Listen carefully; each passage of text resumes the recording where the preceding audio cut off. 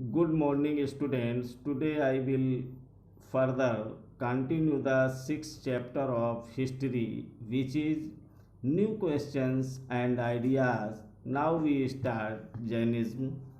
The last and 24th Tirthankar of the Jains, Vardhaman Mahavir, also spread his message around this time, that is 2500 years ago. He was a Kshatri prince of the Lichvi, a group that was part of the Vajji Sangha. इसी युग में अर्थात लगभग 2500 वर्ष पूर्व जैन धर्म के 24वें तथा अंतिम तीर्थंकर वर्धमान महावीर ने भी अपने विचारों का प्रसार किया। वह बज्जी संघ के लिच्छवी कुल के एक क्षत्रिय राजकुमार थे। At the age of 30 he left home and went to live in a forest for 12 years. He led a hard and lonely life, at the end of which he attained enlightenment. 30 वर्ष की आयु में उन्होंने घर छोड़ दिया और जंगल में रहने लगे। 12 वर्ष तक उन्होंने कठिन व एकाकी जीवन व्यतीत किया। इसके बाद उन्हें ज्ञान प्राप्त हुआ। He taught a simple doctrine. Men and women who wished to know the truth must leave their homes. उनकी शिक्षा सरल थी। सत्य जानने की इच्छा रखने वाले प्रत्येक स्त्री व पुरुष को अपना घर छोड़ देना चाहिए। They must follow very strictly the rules of ahimsa, which means not hurting or killing living being. All beings, said Mahavira, long to live. उन्हें अहिंसा के नियमों का पालन करना चाहिए, अर्थात किसी भी जीव को ना तो कष्ट देना चाहिए और ना ही उसकी हत्या करनी चाहिए।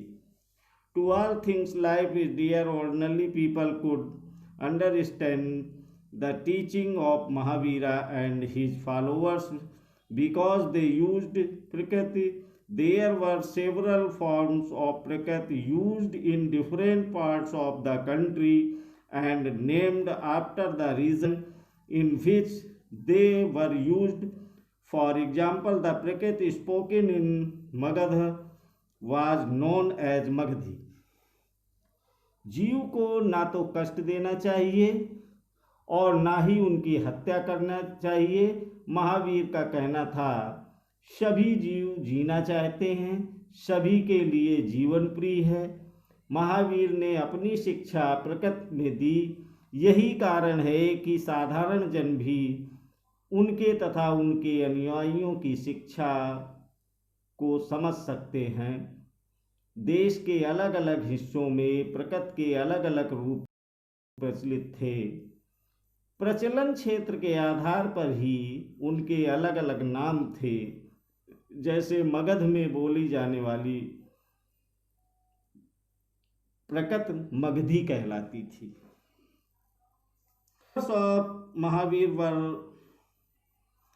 Followers of Mahavir who were known as Jains had to live very simple, live begging for food. They had to be absolutely honest and were especially asked not to steal. Also, they had to observe celibacy, and men had to give up everything including their clothes. Jain नाम से जाने गए महावीर के अनुयायियों को भोजन के लिए भिक्षा मांगकर सादा जीवन बिताना होता था। उन्हें पूरी तरह से ईमानदार होना पड़ता था तथा चोरी न करने की उन्हें सख्त हिदायत थी। उन्हें ब्रह्मचर्य का पालन करना होता था। पुरुषों को वस्त्रों सहित सब कुछ त्याग देना पड़ता था। It was very difficult for men and women to follow these strict rules.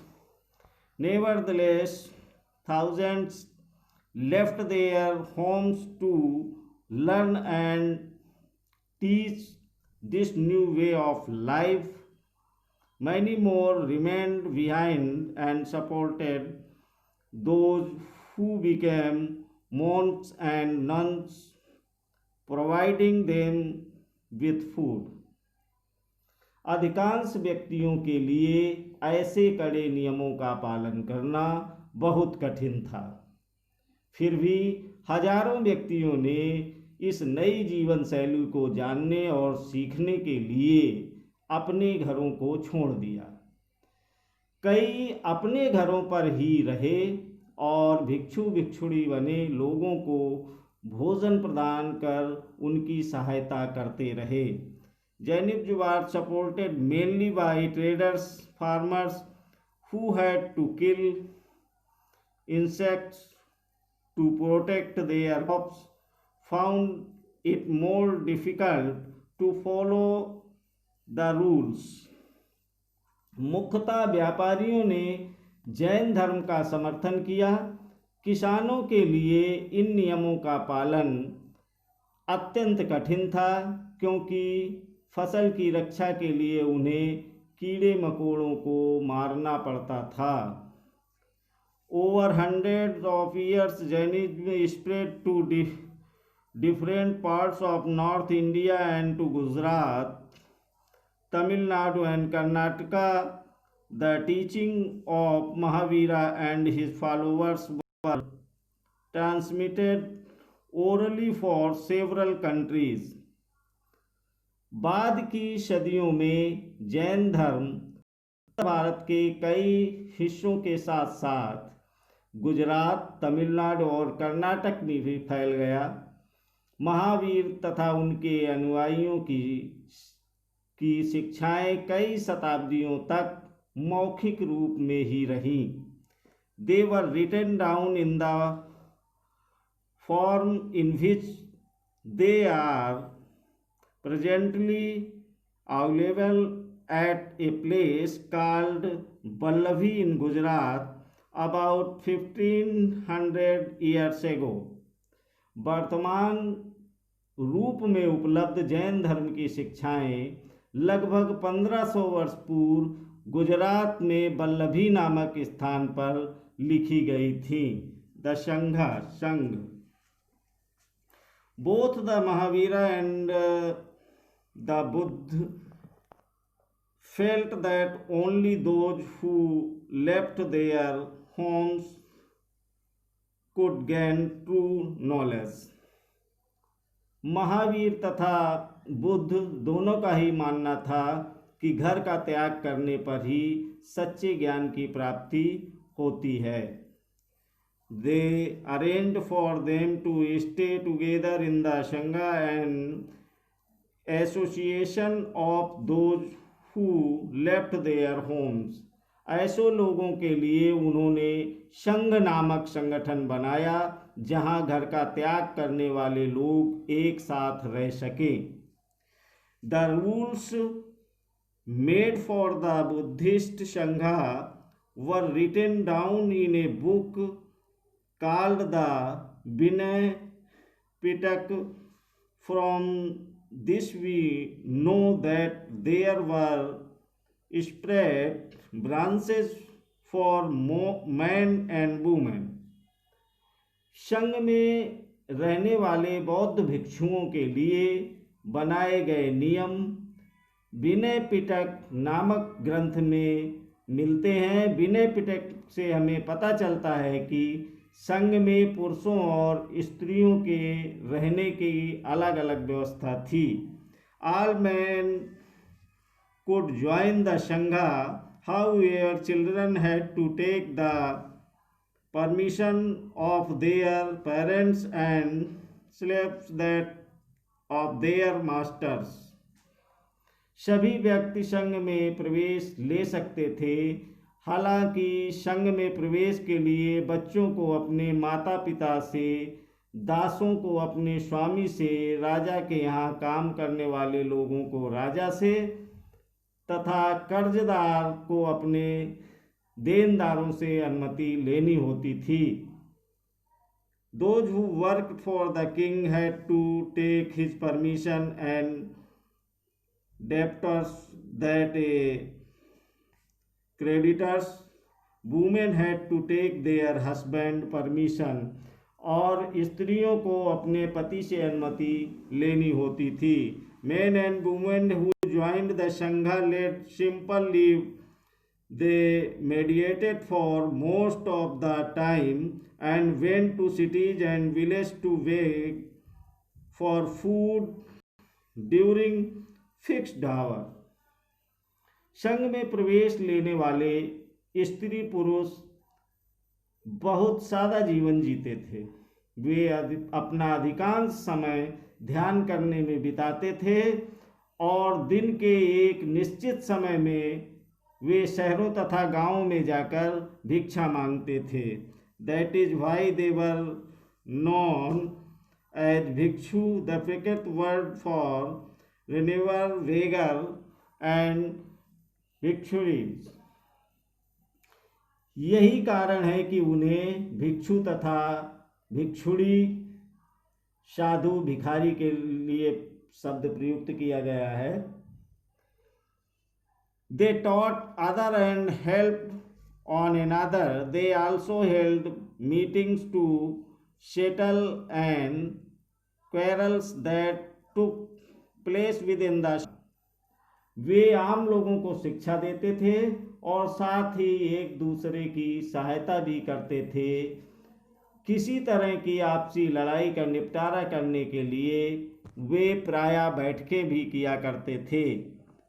Those who joined the Sangha included Brahmins, Kshatriyas, merchants, laborers, barbers, courtesans, and slaves.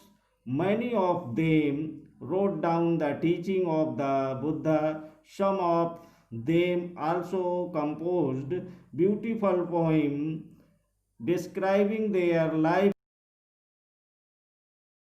संघ में प्रवेश लेने वालों में ब्राह्मण, क्षत्रिय, व्यापारी, मजदूर, नाई, गणिकाएं तथा दास शामिल थे। इनमें से कई लोगों ने बुद्ध की शिक्षाओं के विषय में लिखा तथा कुछ लोगों ने संघ में अपने जीवन के विषय में सुंदर कविताओं की रचना की। Monasteries. The begin with both Jain and Buddhist monks went from place to place throughout the year teaching people. Jain तथा बौद्ध भिक्षु पूरे साल एक स्थान से दूसरे स्थान घूमते हुए उपदेश दिया करते थे। The only time they stayed in one place was during the rainy season, when it was very difficult to travel. Then their supporters built temporary shelters for them in gardens, or they lived in natural caves in hilly areas. केवल वर्षा ऋतु में जब यात्रा करना कठिन हो जाता था तो वे एक स्थान पर ही निवास करते थे और ऐसे समय में वे अपने अनुयायियों द्वारा उद्यानों में बनाए गए अस्थायी निवासों में अथवा पहाड़ी क्षेत्रों की प्राकृतिक गुफाओं में रहते थे। As time went on, many supporters of the monks and nuns and they themselves felt the need for more permanent shelters, and so monasteries were built. These were known as vihars. जैसे जैसे समय बीतता गया, भिक्षु भिक्षुणियों ने स्वयं तथा उनके समर्थकों ने अधिक स्थायी शरण स्थली की आवश्यकता का अनुभव किया। तब कई स्थल बनाए गए जिन्हें विहार कहा गया। The earliest vihars were made of wood and then of brick. Some were even in caves that were dug out in hills, especially in western India. आरंभिक विहार लकड़ी के बनाए गए तथा बाद में इनके निर्माण में ईंटों का प्रयोग होने लगा। पश्चिमी भारत में विशेषकर कुछ विहार पहाड़ियों को खोदकर बनाए गए। Very often the land on which the vihar was built was donated by a rich merchant or a landowner or the king. प्रायः किसी धनी व्यापारी, राजा अथवा भूस्वामी द्वारा दान में दी गई भूमि पर विहार का निर्माण होता था। The local people come with gift of food, clothing and medicines for the monks and nuns. स्थानीय व्यक्ति भिक्षु भिक्षुणियों के लिए भोजन, वस्त्र तथा दवाइयाँ लेकर आते थे। In return they taught the people over the countries. Buddhism spread to many parts of the subcontinent and beyond. जिसके बदले में भिक्षु और भिक्षुणी लोगों को शिक्षा देते थे। आगे आने वाली शताब्दियों में बौद्ध धर्म उपमहाद्वीप के विभिन्न हिस्सों के साथ साथ बाहरी क्षेत्रों में भी फैल गया। द सिस्टम ऑफ आश्रम्स, आश्रम व्यवस्था। Around the time when Jainism and Buddhism were becoming popular, Brahmins developed the system of ashram. Jain तथा बौद्ध धर्म जिस समय लोकप्रिय हो रहे थे, लगभग उसी समय ब्राह्मणों ने आश्रम व्यवस्था का विकास किया। Here the word ashram does not mean a place where people live and meditate.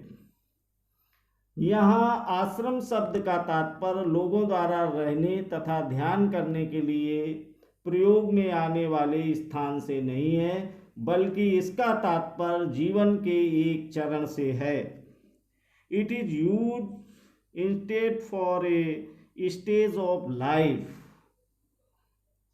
For ashrams were recognized brahmacharya, grahastha, vanprastha and sannyas. ब्रह्मचर्य, गृहस्थ, वानप्रस्थ तथा संन्यास नामक 4 आश्रमों की व्यवस्था की गई। Brahman, Kshatriya and Vaishya men were accepted, led simple lives and study the Vedas during the early years of their life. ब्रह्मचर्य के अंतर्गत ब्राह्मण, क्षत्रिय तथा वैश्य यह अपेक्षा की जाती थी कि इस चरण के दौरान वे सादा जीवन बिताकर वेदों का अध्ययन करेंगे। Then they had to marry and live as households. Then they had to live in the forest and meditate. गृहस्थ आश्रम के अंतर्गत उनके विवाह कर एक गृहस्थ के रूप में रहना होता था। वानप्रस्थ के अंतर्गत उन्हें जंगल में रहकर साधना करनी थी। अंततः उन्हें सब कुछ त्याग कर सन्यासी बन जाना था। Finally they had to give up everything and become सन्यासी। द सिस्टम of ashram allowed men to spend some parts of their lives in meditation. Generally, women were not allowed to study the Vedas and they had to follow the ashrams chosen by their husband. आश्रम व्यवस्था ने लोगों को अपने जीवन का कुछ हिस्सा ध्यान में लगाने पर बल दिया। प्रायः स्त्रियों को वेद पढ़ने की अनुमति नहीं थी और उन्हें अपने पतियों द्वारा पालन किए जाने वाले आश्रमों का ही अनुसरण करना होता था। Thank you.